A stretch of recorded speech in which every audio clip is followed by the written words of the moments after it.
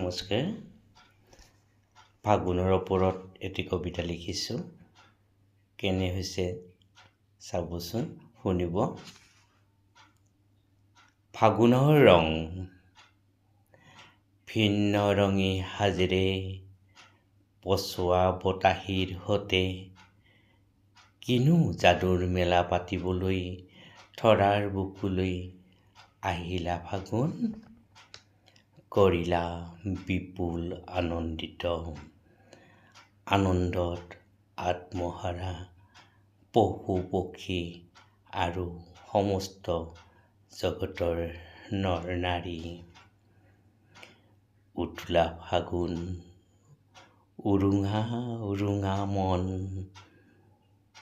তলসৰা পাতত নিতে নৱতম স্বপ্ন সাজে বিভিন্ন ৰঙৰ। কি যে তীব্ৰ আকৰ্ষণ, উন্মাদ অস্থিৰ মন। দুৰ্বাৰ বাসনাত জিলিকে ফাগুনৰ বতাহে বতাহে কঢ়িয়াই আনে জন্ম হয় কাব্য সাহিত্যৰ।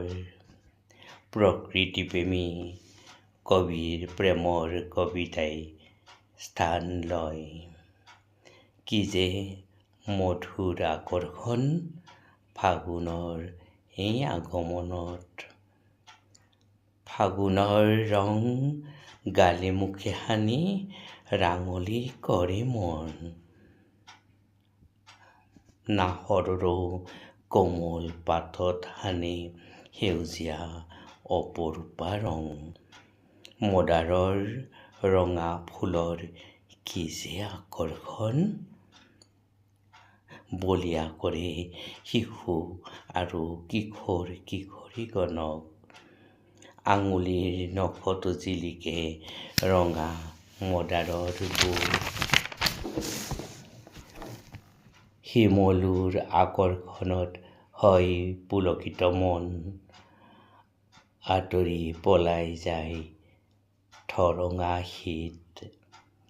ফাগুনৰ বিনন্দীয়া ৰূপে বুকুত তোলে অনাবিল শিহৰণ।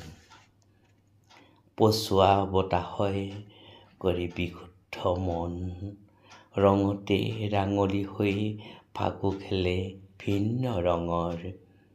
সুপবিত্ৰ কৰে দেহ মন। হে ফাগুন, নহয় তুমি অকল গণনাৰ মাহ। তুমি সজীৱ দাত্ৰী, জীপাল কৰা তৃপ্ত কৰা নিতে নৱতম ৰঙেৰে সজোৱা বহুধাৰ বুকু। ধন্যবাদ।